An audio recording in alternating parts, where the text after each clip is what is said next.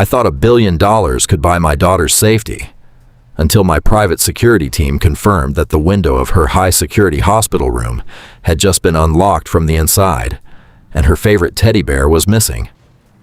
Hey Reddit, it's Ethan again.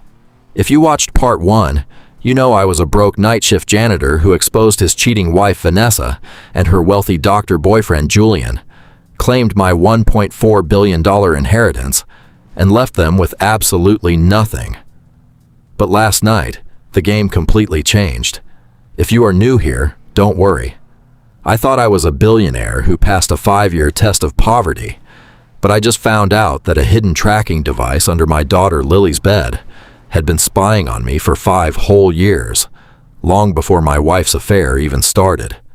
Someone knew my real identity from day one, and right as I finished typing part 1, a text notification buzzed from inside my daughter's locked, empty toy box. My hands were shaking violently as I stood in my heavily fortified penthouse. The air became completely suffocating. Step by step, I approached the wooden toy box. Every shadow in the room felt like a psychological trap. I unlocked the latch and threw the lid open. Sitting directly in the center of the empty box was a cheap, black burner phone. The screen was glowing in the dark, flashing with an unread message from an encrypted number. My heart hammered against my ribs as I picked it up. The text read, "Beautiful penthouse, Ethan. But a golden cage is still a cage. Did you really think Vanessa was smart enough to plan an affair on her own? Look closer at the medical bills." A cold shiver ran down my spine. A fatal anxiety took over my body. I sprinted to the window, looking down 30 stories at the busy New York traffic. Someone was watching me right now. I didn't waste a single second. I dialed Marcus, my family's chief of private security. Marcus is an ex-military operative who handles my billionaire estate. "Marcus," I whispered, my voice tight. Someone bypassed the security. They left a phone inside my secure apartment. There was a long, terrifying silence on the other end of the line. When Marcus finally spoke, his voice was hollow. "Mr. Vance." "That's impossible. My armed guards are at the elevators. But you need to listen to me very carefully. We just ran a deep forensic check on the financial records of the hospital where your daughter Lily was treated." "What did you find?" I demanded, an unexplained dread sinking into my stomach. "Sir," Marcus whispered, "the rare heart condition your daughter Lily was diagnosed with 2 years ago, the expensive medical bills that forced you into a financial gridlock and made your life a living hell. Those medical reports were systematically altered. Lily was never naturally sick, Ethan. Someone was paying Dr. Julian to slowly poison her with non-lethal drugs to create fake symptoms, just to drain your money and crush your spirit. My entire world spun. I felt a dangerous, fatal anger rising inside me. My beautiful 5-year-old daughter was used as a biological pawn. Julian wasn't just a flashy doctor having an affair with my greedy wife. He was a medical executioner." Suddenly, the burner phone in my hand buzzed again. Another text. The doctor played his part well, didn't he? But he was just an employee. "If you want the real proof and the antidote to clear the remaining toxins from Lily's blood, come to the old Vance warehouse on Pier 42. Come alone, or the antidote disappears, and your daughter pays the ultimate price." I was trapped in a suffocating gridlock of information. Every instinct told me this was a fatal trap, but I couldn't risk Lily's life. I didn't tell Marcus. I didn't call my corporate lawyers. I slipped past my security team using the service elevator, stepping out into the freezing New York rain. The old warehouse on Pier 42 was a decaying, abandoned brick building that used to belong to my father's old shipping company. It was dark, covered in fog, and surrounded by rust. I pushed the heavy iron door open. It creaked loudly, the sound echoing through the vast, empty space. "I'm here!"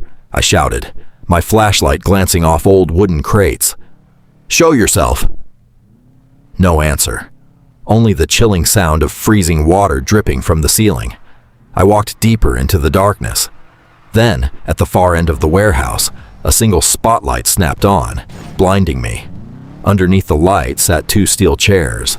Bound to one of the chairs, covered in bruises and weeping hysterically, was my ex-wife, Vanessa. And standing behind her, holding a sleek briefcase and a syringe, was a figure stepping out of the shadows. My breath caught in my throat. My body went completely numb as I stared at the face of the true mastermind. It wasn't a corporate rival. It wasn't Dr. Julian. It was Robert, Vanessa's corporate lawyer brother-in-law. The exact same man Vanessa always compared me to. The man who owned the mansions in Long Island. Robert. I gasped, the word tasting like ash in my mouth. You? You engineered this? Robert let out a sharp, mocking laugh that sent chills straight down my spine. Oh, Ethan, your father was a brilliant billionaire, but he was incredibly careless. My law firm handled your father's secret will 6 years ago. I was the one who read the forbidden clause about the 5-year poverty test. Vanessa looked up at me, her face swollen from crying, her voice cracking. Ethan, I didn't know. I swear I didn't know you were a billionaire. Robert came to me 2 years ago. He said he found a wealthy doctor who could save Lily for free if I just provided information on your daily schedule. He told me you were a useless failure who would let our daughter die. Robert stepped forward, his expensive leather shoes clicking sharply against the cold concrete floor. Shut up, Vanessa. You greedy little parasite. You didn't need any forcing. You jumped into Julian's bed the second he showed you a designer bag. Robert turned back to me, a predatory glint in his eyes. You see, Ethan, the Vance family trust had a hidden secondary clause. If you failed the test, or if you died before your 31st birthday without a legal heir, the entire $1.4 billion empire would be liquidated and distributed to the managing legal executors, which means my firm. My mind rushed back through the past 5 years. The constant tracking, the unexplained stress, the terrifying medical bills. It wasn't just a test from my father. Robert had woven that tracking device into my daughter's bed the day she was admitted. He used Julian to poison Lily, knowing the financial gridlock would break our marriage, forcing me to fail the test or commit a desperate act. But you surprised me, Ethan, Robert whispered, his voice turning razor sharp. You actually endured it. You survived until your 31st birthday. But it doesn't matter. Your lawyers have already frozen the main accounts due to Vanessa's fraud. But yesterday, you moved $100 million of untraceable liquidity into an unlisted offshore account. I want the access codes to that $100 million. Hand them over, or Vanessa dies, and your daughter Lily never gets this antidote. I stood there under the dim spotlight, trapped between Robert's multi-million-dollar execution of greed and my own survival. Vanessa was sobbing, begging me to save her, the same woman who had mocked my tears while cleaning toilets. But as Robert stared at me, waiting for me to break, a slow, cold smile began to form on my face. The terror that had taken over my body suddenly vanished. You think you've won, Robert? I said, my voice echoing with a confidence that made him freeze. You spent 5 years tracking my movements, monitoring my apartment, and engineering my misery. You think you know everything about the Vance family. I reached into my jacket pocket. Robert immediately took a step back, raising a weapon, but I didn't pull out a gun. I pulled out the cheap, cracked burner phone that had been left in my daughter's toy box. Did you really think I didn't notify Marcus before I came here? I asked, holding up the phone. The screen wasn't dark. It showed a live, ongoing audio transmission. I didn't use my phone, Robert. I used the very encrypted tracker network your firm kept active. Marcus has been listening to every single word. My legal team already has your financial records. And more importantly, the FBI has your full confession recorded live.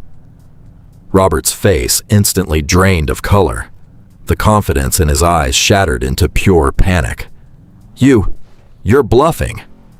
The signal jammer in this warehouse is active. This burner phone doesn't run on standard cellular data, Robert. My father built Vance Global Securities on a private military satellite frequency to protect trade secrets. Your jammer can't touch it, I said, taking a step toward him. Right at that exact second, the heavy iron doors of the warehouse were violently blown open. Flashlights blinded the room. FBI, nobody move. Drop the weapon, shouted the tactical team as 20 heavily armed agents swarmed the space. Marcus rushed in, instantly tackling Robert to the ground, stripping him of the briefcase and the syringe. Vanessa was untied, screaming and apologizing, throwing herself at my feet. Ethan, please, take me back. We can be a family again. We have billions now. I looked down at her with total disgust. You chose a flashy doctor and a corrupt lawyer over a man you thought was starving for you. You didn't love Ethan the janitor, so you don't get to touch Ethan the billionaire. Get her out of my sight.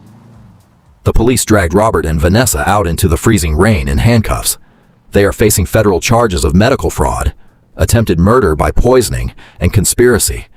They will spend the rest of their miserable lives behind bars. That was this morning. My tech team verified the antidote, and Lily has already received it. The doctors confirmed the toxins are entirely gone, and she will make a full, beautiful recovery. I have transferred her to our private estate in Miami under maximum security.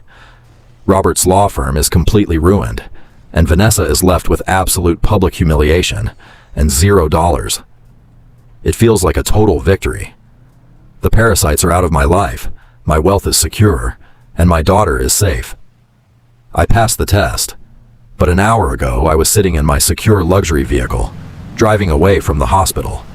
I decided to open Robert's confiscated briefcase to look through the old legal files of the Vance family trust. As I flipped to the very last page of my father's original will, a final handwritten note from my father caught my eye. It wasn't meant for the lawyers. It was meant only for me.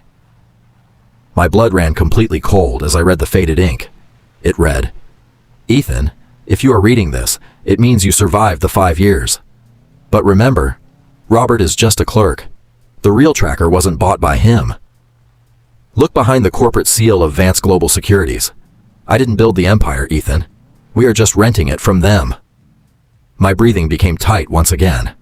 Robert is behind bars. Vanessa is ruined. But my father's note says the real mastermind is still out there, controlling the very hedge fund that holds my $1.4 billion.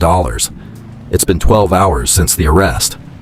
But just a minute ago, as I locked myself inside my new secret mansion, I looked down at the floor, and I found the exact same blinking black tracking device stitched into the lining of my brand new, custom-tailored Italian suit.